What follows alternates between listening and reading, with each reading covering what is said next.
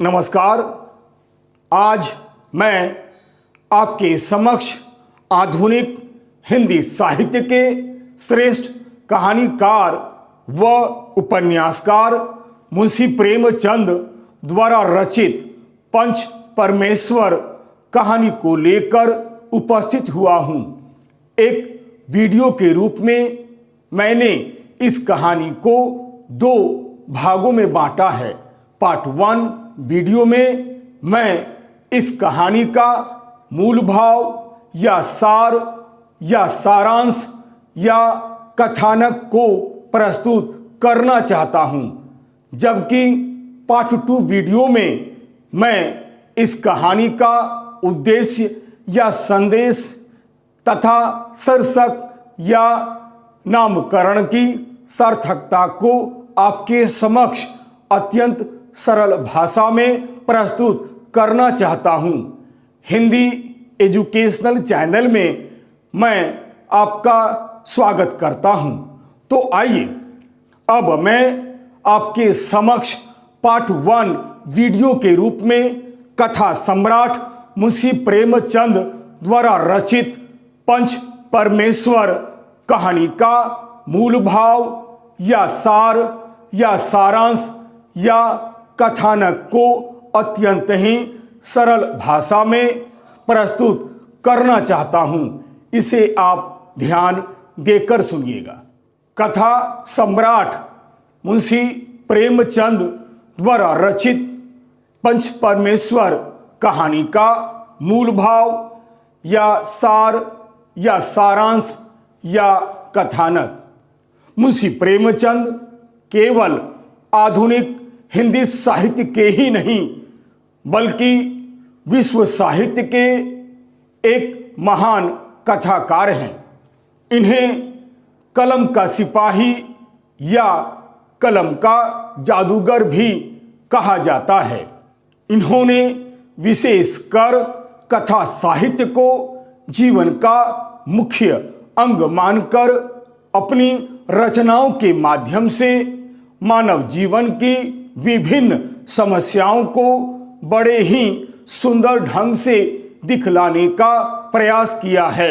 इनके उपन्यासों और कहानियों में सामाजिक तथा राष्ट्रीय चेतना भरी हुई है। कथा साहित्य की इन्हीं विशेषताओं के कारण विद्वानों ने इन्हें उपन्यास सम्राट तथा कहानी सम्राट के नाम से भी विभूषित किया है। पंच परमेश्वर इनकी एक श्रेष्ठ, सुंदर एवं बहुचर्चित सामाजिक कहानी है। यह कहानी इनकी सर्वाधिक लोकप्रिय व प्रसिद्ध कहानियों में से एक कहानी है।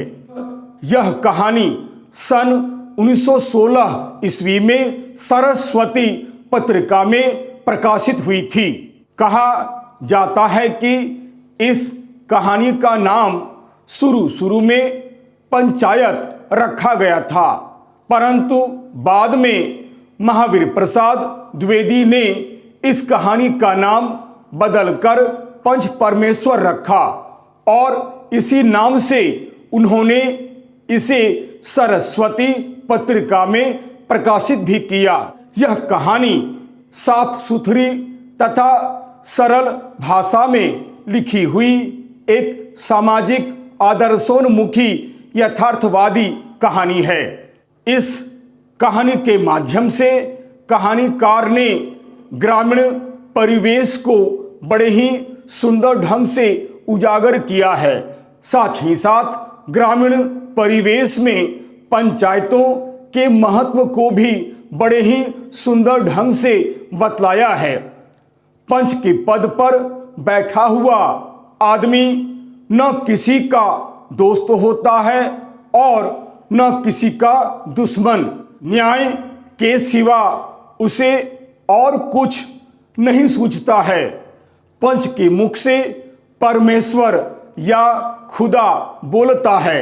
आइए अब हम मुंशी प्रेमचंद द्वारा रचित पंच परमेश्वर कहानी की कथा को इस प्रकार देखते हैं। किसी एक गांव में जुम्मन शेख और अलगू चौधरी नामक दो व्यक्ति रहा करते थे। उन दोनों के बीच गहरी मित्रता थी। साझे में खेती होती थी, कुछ लेन देन में भी साझा था। एक को दूसरे पर अटल विश्वास था। कहा जाता है कि जुम्मन शेख जब हज करने जाते थे तब वे अपना घर बार अलगू चौधरी को सौंप कर जाते थे और अलगू चौधरी जब कभी किसी काम से बाहर जाते तो जुम्मन शेख पर अपना घर बार छोड़ कर जाते थे। उनमें किसी प्रकार का भेदभाव नहीं था, न जाति का न धर्म का, केवल विचार मिलते थे। सचमुच उन दोनों के बीच गहरी मित्रता थी। कहा जाता है कि उन दोनों में मित्रता उस समय से थी जब वे दोनों बालक थे। जुम्मन शेख की एक बूढ़ी खाला यानी मौसी थी।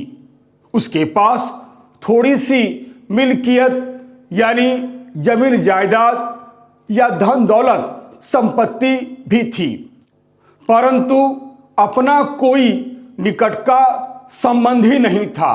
फलस्वरूप जुम्मन शेख ने लंबे चौड़े वादे करके वह मिल्कियत यानी जमीन जायदाद या धन दौलत संपत्ति अपने नाम लिखवा ली और बदले में आजीवन जीवन निर्वाह करने का वचन दिया।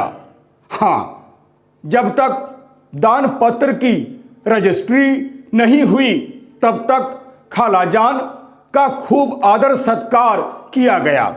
उन्हें खूब स्वादिष्ट पदार्थ खिलाए गए, हलवे पुलाव की वर्षा की गई।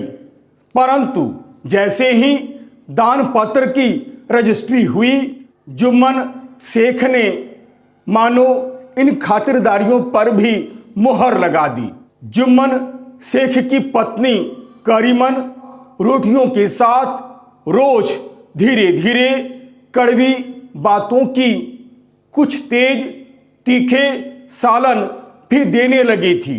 जुम्मन शेख भी बहुत निष्ठुर हो गए थे। अब बुढ़िया को न तो पेट भर भोजन मिल पाता था, न ही तन ढकने के लिए कपड़े ही मिल पाते थे। कुछ दिन तक तो खाला जान ने सुना और सहा, पर जब न सहा गया तब जुम्मन से शिकायत की। कुछ दिन तक और यूं ही खाला जान रोध होकर काम चलाती रही। अंत में मजबूर होकर उन्होंने पंचायत करने की धमकी दे दी। यह सुनकर जुम्मन को हंसी आ गई। वह बोला, हाँ हाँ जरूर पंचायत कर लो, फैसला हो जाए। मुझे भी यह रात दिन की खटखट अच्छी नहीं लगती है। पंचायत में किसकी जीत होगी, इस विषय में जुम्मन को कुछ भी संदेह न था। वह जानता था कि जीत आखिर मेरी ही होगी। दरअसल ऐसा कौन था जो उसको शत्रु बनाने का साहस कर सके। वह जानता था कि किसमें इतनी हिम्मत है जो मेरे विरुद्ध फैसला करे।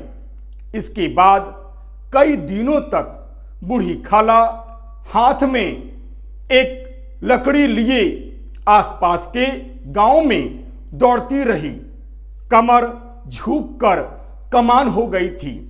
एक एक पग चलना दूभर हो गया था। गांव में ऐसा कोई भला आदमी न होगा जिसके सामने बुढ़िया ने दुख के आंसू न बहाए हों। किसी ने तो यूं ही ऊपरी मन से हूं हां करके टाल दिया और किसी ने इस अन्याय पर जमाने को गालियां दी। ऐसे न्याय प्रिय, दयालु, दीनवत्सल पुरुष बहुत कम थे जिन्होंने उस अबला के दुखड़े को गौर से सुना हो और उसको सांत्वना दी हो। चारों ओर से घूम घाम कर अंत में बेचारी अलगू चौधरी के पास आई। बोली, बेटा तुम पंचायत में जरूर आना। अलगू बोला, मुझे बुलाकर क्या करोगी? गांव के कुछ लोग तो अवश्य आएंगे। खाला बोली, मैं सबके पास गई थी, आगे रोई, लेकिन कोई भी आने के लिए तैयार नहीं हुआ। अलगू ने कहा, यूं मैं आने को तो आ जाऊंगा, मगर पंचायत में मुंह नहीं खोलूंगा। खाला ने कहा, क्यों बेटा? अलगू ने कहा, अब मैं इसका क्या जवाब दूं? अपनी खुशी। देखो खाला, जुम्मन मेरा पुराना मित्र है, उससे बिगाड़ नहीं कर सकता। खाला बोली, बेटा क्या बिगाड़ के डर से ईमान की बात न कहोगे? अलगू इस सवाल का कोई उत्तर न दे सका। संध्या के समय एक पेड़ के नीचे पंचायत बैठी। पंच लोग बैठ गए तो बूढ़ी खाला जान ने उनसे विनती की, पंचो आज 3 साल हो गए, मैंने अपनी सारी जायदाद अपने भांजे जुम्मन के नाम लिख दी थी। इसे तो आप लोग जानते ही होंगे। जुम्मन ने मुझे दोनों वक्त का रोटी कपड़ा देना कबूल किया था, परंतु इसने अपना वादा नहीं निभाया। साल भर तो मैंने इसके साथ रोध होकर काटा, पर अब रात दिन का रोना नहीं सहा जाता। मुझे न तो पेट भर की रोटी मिलती है, न तन का कपड़ा। मैं एक बेवस बेवा हूं, कचहरी दरबार नहीं कर सकती। तुम्हारे सिवा और किसको अपना दुख सुनाऊं? तुम लोग जो राह निकाल दो उसी राह पर चलूं। अगर मुझ में कोई ऐब देखो तो मेरे मुंह पर थप्पड़ मारो। जुम्मन में बुराई देखो तो उसे समझाओ। रामधन मिश्र बोले, जुम्मन मियाँ किसे पंच बदते हो? अभी से इसका निपटारा कर लो, फिर जो कुछ पंच कहेंगे वही तुम्हें मानना पड़ेगा। जुम्मन बोला, पंचों का हुक्म अल्लाह का हुक्म है। खाला जान जिसे चाहे उसे बदे, मुझे कोई दिक्कत नहीं है। खाला जान बोली, बेटा खुदा से डरो। पंच न किसी के दोस्त होते हैं न किसी के दुश्मन। कैसी बातें कहते हो? और तुम्हारा किसी पर विश्वास न हो तो जाने दो। अलगू चौधरी को तो मानते हो, लो मैं उन्हीं को सरपंच बदती हूं। जुम्मन शेख आनंद से फूले नहीं समाये, परंतु अलगू इस झमेले में फंसना नहीं चाहता था। वह कन्नी काटने लगा। अलगू बोला, खाला तुम तो जानती हो कि मेरी जुम्मन से गाढ़ी मित्रता है। खाला ने कहा, बेटा दोस्ती के लिए कोई अपना ईमान थोड़े ही बेचता है। याद रखो, पंच के दिल में खुदा बसता है। पंचों के मुंह से जो बात निकलती है वह खुदा की तरफ से निकलती है। यह सब सुनकर अलगू चौधरी हैरान हो गया। अंततः परिस्थितियों को देखते हुए अलगू चौधरी सरपंच हो गया। अलगू चौधरी जैसे ही सरपंच बना, जुम्मन शेख बहुत प्रसन्न हो गया। जुम्मन को पूरा विश्वास था कि बाजी अब मेरी है। अतएव शांत चित्त होकर बोले, पंचो 3 साल हुए, खाला जान ने अपनी जायदाद मेरे नाम कर दी थी। मैंने उन्हें 2 वक्त का खाना कपड़ा देना कबूल किया था। खुदा गवाह है, आज तक मैंने खाला जान को कोई तकलीफ नहीं दी है। मैं उन्हें अपनी माँ के समान समझता हूँ। उनकी खिदमत करना मेरा फर्ज है। मगर औरतों में थोड़ा अनबन रहती है, उसमें अब मेरा क्या बस है। अब खाला जान मुझसे माहवार खर्च अलग मांगती है। इसके अलावा हिब्बानामे में या दानपत्री में माहवार खर्च का कोई जिक्र नहीं है। नहीं तो मैं भूल कर भी इस झमेले में न पड़ता। बस मुझे यही कहना है। अब मैं कुछ नहीं कहना चाहता। अब पंचों का अख्तियार है कि जो फैसला चाहे करें, मैं इस फैसले को स्वीकार करूंगा। अलगू चौधरी को हमेशा कचहरी में काम पड़ता था, अतएव वह पूरा कानूनी आदमी था। उसने जुम्मन से जिरह शुरू की। एक एक प्रश्न जुम्मन के हृदय पर हथौड़े की चोट की तरह पड़ता था। जुम्मन शेख तो इसी संकल्प विकल्प में पड़े हुए थे कि इतने में अलगू चौधरी ने फैसला सुनाया। जुम्मन शेख पंचों ने इस मामले पर गंभीरतापूर्वक विचार किया है कि खाला जान को माहवार खर्च दिया जाए। हमारा विचार है कि खाला की जायदाद से इतना मुनाफा अवश्य होता है कि माहवार खर्च दिया जा सके। बस यही हमारा फैसला है। अगर जुम्मन को खर्च देना मंजूर न हो तो हिब्बानामा रद्द समझा जाए। यह फैसला सुनते ही जुम्मन सन्नाटे में आ गए। जो अपना मित्र हो वह शत्रु जैसा व्यवहार करे और गले पर छुरी फेरे, यह कैसी अनहोनी है। मगर रामधन मिश्र और अन्य पंच अलगू चौधरी की इस नीति परायणता की प्रशंसा जी खोलकर कर रहे थे। वे कहते थे, इसका नाम पंचायत है, दूध का दूध और पानी का पानी कर दिया। दोस्ती दोस्ती की जगह है, किंतु धर्म का पालन करना मुख्य है। ऐसे ही सत्यवादियों के बल पर ही पृथ्वी ठहरी हुई है, नहीं तो वह कब की रसातल में चली जाती।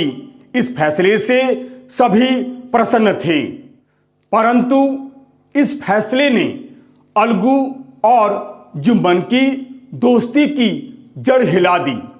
अब वे साथ साथ बातें नहीं करते, उनमें अब केवल शिष्टाचार का अधिक व्यवहार होने लगा था। एक दूसरे की आवभगत ज्यादा करने लगे थे। वे मिलते जुलते थे, मगर उसी तरह जैसे तलवार से ढाल मिलती है। परंतु जुम्मन के हृदय में आठों पहर अलगू चौधरी के दुर्व्यवहार की बात खटका करती थी। उसे हर घड़ी हर पल यही चिंता रहती थी कि किस तरह बदला लेने का अवसर मिले। कहा जाता है कि जुम्मन को भी बदला लेने का अवसर जल्द ही मिल गया। पिछले साल अलगू चौधरी बटेसर से बैलों की एक बहुत अच्छी जोड़ी खरीद कर लाए थे। बैल इतने सुंदर थे कि महीनों तक आसपास के गांव के लोग दर्शन करते रहे।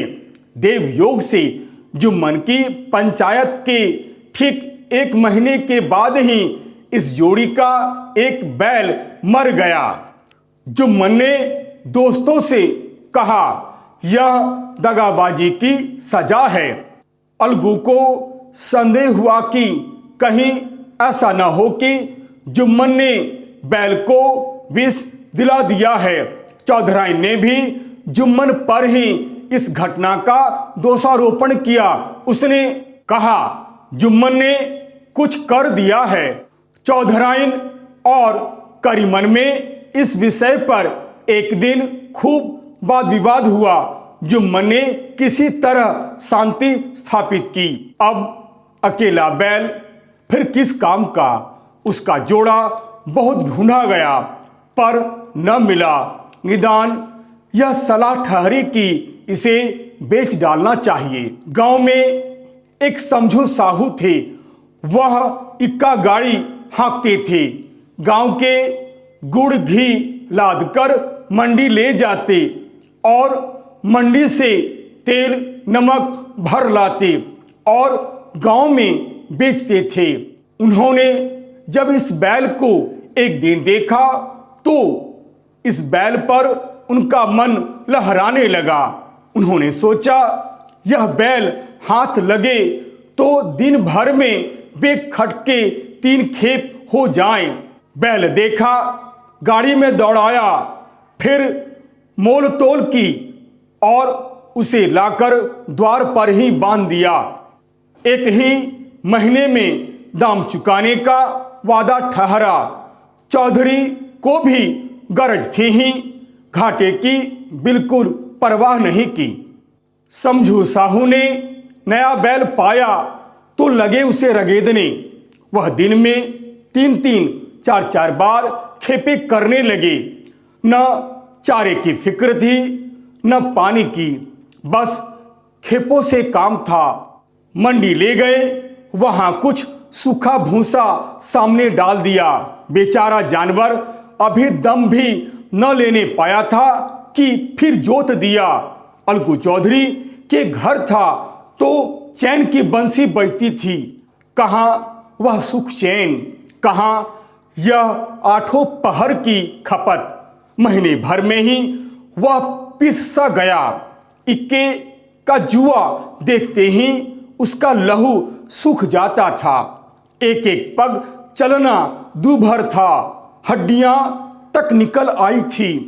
पर वह था बड़ा पानीदार, मार खाने की आदत न थी। एक दिन चौथी खेप में साहू जी ने दूना बोझ लाद दिया। दिन भर का थका जानवर पैर न उठते थे, पर साहू जी कोड़े फटकारने लगे। बस फिर क्या था, बैल कलेजा तोड़कर चला। कुछ देर दौड़ा और चाहा कि जरा दम ले लूं, पर साहू जी को जल्दी पहुंचने की फिक्र थी। अतएव उन्होंने कई कोड़े बड़ी निर्दयता पूर्वक फटकारे। बैल ने एक बार फिर जोर लगाया, पर अब की बार शक्ति ने जवाब दे दिया। वह धरती पर गिर पड़ा और ऐसा गिरा कि फिर न उठा। साहू जी ने बैल को बहुत पीटा, टांग पकड़कर खींचा, नथुनों में लकड़ी ठूंस दी, पर कहीं मृतक भी उठ सकता है। तब साहू जी को कुछ शक हुआ। उन्होंने बैल को गौर से देखा, खोलकर अलग किया। देखा बैल मर चुका था। वह सोचने लगा कि गाड़ी कैसे घर पहुंचे। बहुत चीखे चिल्लाए, पर कोई नजर न आया। आसपास कोई गांव था भी नहीं। मारे क्रोध के उन्होंने मरे हुए बैल को देखकर कोसने लगे, अभागे, तुझे आज ही और अभी ही मरना था, और यदि मरना ही था तो घर पहुंचकर मरता। इस तरह साहू जी खूब चीखे चिल्लाए, जले भुने। कई बोरे गुड़ और कई पीपे घी गाड़ी में रखे हुए थे। 200-250 रुपये उनके कमर में भी बंधे हुए थे। इसके सिवा गाड़ी में कई बोरे नमक भी भरे हुए थे। अतएव छोड़कर जा भी नहीं सकते थे। लाचार बेचारे गाड़ी पर ही लेट गए। वहीं रतजग्गा करने की ठान ली। अपनी जान में तो वह जागते ही रहे, पर पौ फटते ही जो नींद टूटी और कमर पर हाथ रखा तो थैली गायब। घबराकर इधर उधर देखा तो कई कनस्तर तेल भी नदारद था। अफसोस में बेचारे ने सिर पीट लिया और पछड़ खाने लगा।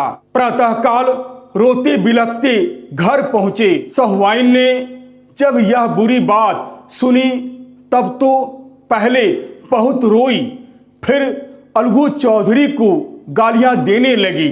निगोड़े ने ऐसा कुलक्षणी बैल दिया कि जन्म भर की कमाई लूट ले गई।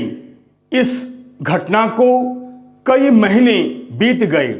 अलगू चौधरी जब अपने बैल के दाम मांगने जाते तब साहू और सहुआइन दोनों ही झल्लाए हुए कुत्ते की तरह चढ़ बैठते और अंड बंड बकने लगते। गांव में तरह तरह की बातें होने लगी थी। चौधरी के लिए 150 रुपये से इस तरह हाथ धोना आसान न था। प्रश्नोत्तर होते होते धीरे धीरे हाथापाई की नौबत आ पहुंची। शोरगुल सुनकर धीरे धीरे गांव के भले मानस वहां जमा हो गए। उन्होंने दोनों को समझाया कि इस तरह काम नहीं चलेगा, बेहतर है पंचायत कर लो, जो कुछ तय हो जाए उसे बिल्कुल स्वीकार कर लो।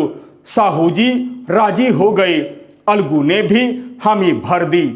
पंचायत की तैयारियां होने लगी। इसके बाद तीसरे दिन उसी वृक्ष के नीचे पंचायत बैठी।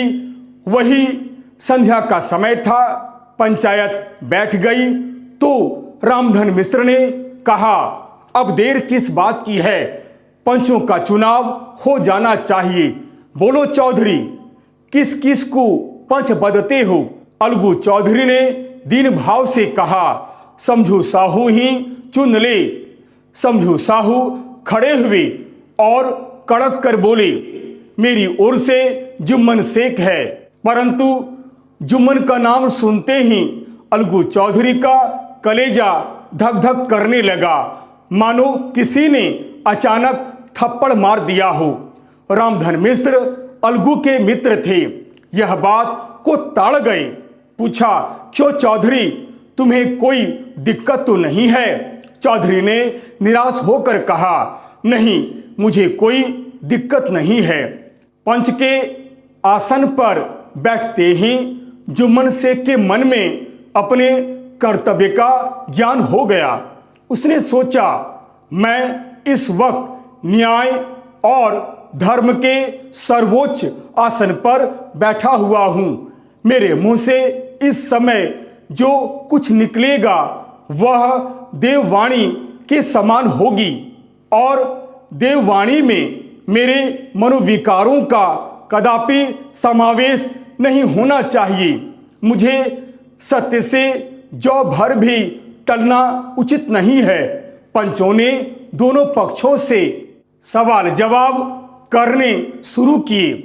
इस विषय में तो सब सहमत थे कि समझू साहू को बैल का मूल्य देना चाहिए, परंतु दो महाशय इस कारण रियायत करना चाहते थे कि बैल के मर जाने से समझू साहू को बहुत हानि हुई है। इसके अतिरिक्त समझू साहू को दंड भी देना चाहते थे, जिससे फिर किसी को पशुओं के साथ ऐसी निर्दयता पूर्वक व्यवहार करने का साहस नहीं हो सके। अंत में जुम्मन शेख ने फैसला सुनाया, अलगू चौधरी और समझू साहू, पंचों ने तुम्हारे मामले पर अच्छी तरह विचार किया है। समझू साहू को उचित है कि बैल का पूरा पूरा दाम दे दे। जिस वक्त उन्होंने बैल लिया था उसे कोई बीमारी नहीं थी। अगर उसी समय बैल का दाम दे दिया जाता तो आज समझू साहू उसे फेर लेने का आग्रह नहीं करते। बैल की मृत्यु केवल इस कारण हुई है कि उससे बहुत कठिन काम लिया गया है तथा उसके दाने चारे का कोई अच्छा प्रबंध नहीं किया गया था। अगर उसके चारे पानी का ख्याल रखा गया होता तो उसकी मृत्यु इस प्रकार नहीं होती। रामधन मिश्र बोले, समझू ने बैल को जानबूझकर मारा है, अतएव उसे दंड मिलना चाहिए। जुम्मन बोले, यह दूसरा सवाल है, हमको इससे कोई मतलब नहीं है। झगड़ू साहू ने कहा, समझू के साथ कुछ रियायत होनी चाहिए, बेचारे का बहुत नुकसान हो गया है। जुम्मन बोले, यह अलगू चौधरी की इच्छा पर निर्भर है, रियायत करे या न करे उसकी मर्जी है। यदि वह रियायत करता है तो उसकी वह भलमनसी है। यह सुनकर अलगू चौधरी फूले न समाये, उठकर खड़े हो गए और जोर से बोले, पंच परमेश्वर की जय, पंच परमेश्वर की जय। सभी लोग जुम्मन शेख के उचित न्याय की प्रशंसा करने लगे। थोड़ी देर के बाद जुम्मन शेख अलगू चौधरी के पास आए और उनके गले लिपटकर बोले, भैया, जब से तुमने मेरी पंचायत की तब से मैं तुम्हारा प्राणघातक शत्रु बन गया था, पर आज मुझे ज्ञात हुआ कि पंच के पद पर बैठा हुआ फैसला करने वाला व्यक्ति न कोई किसी का दोस्त होता है न किसी का दुश्मन। न्याय के सिवा उसे और कुछ सूझता ही नहीं है। आज मुझे विश्वास हो गया कि पंच की जुबान से खुदा बोलता है। अलगू यह सब सुनकर रोने लगा। इस पानी से दोनों के दिलों का मैल धुल गया। मित्रता की मुरझाई हुई लता फिर से हरी हो गई। यह कहानी यही समाप्त हो जाती है। आशा करता हूं मुंशी प्रेमचंद द्वारा रचित पंच परमेश्वर कहानी की कथा को आप अच्छी तरह समझ गए होंगे। यदि आपको यह वीडियो अच्छा लगता है तो आप इसे लाइक करें, शेयर करें और तो और सब्सक्राइब करना आप बिल्कुल नहीं भूलिएगा। याद रखिएगा, यह एक एजुकेशनल चैनल है, यह एक एजुकेशनल वीडियो है। अतएव लाइक, शेयर और सब्सक्राइब अवश्य करें। और हाँ, यदि मेरे वीडियो में अगर आपको कहीं भी किसी प्रकार की कोई त्रुटि या कोई कमी दिखलाई देती है तो आप साफ कमेंट्स करें ताकि मैं उन गलतियों को सुधार कर सकूं और आपके समक्ष एक बहुत ही सुंदर छात्रोपयोगी वीडियो बनाकर प्रस्तुत कर सकूं। तब तक के लिए नमस्कार, धन्यवाद।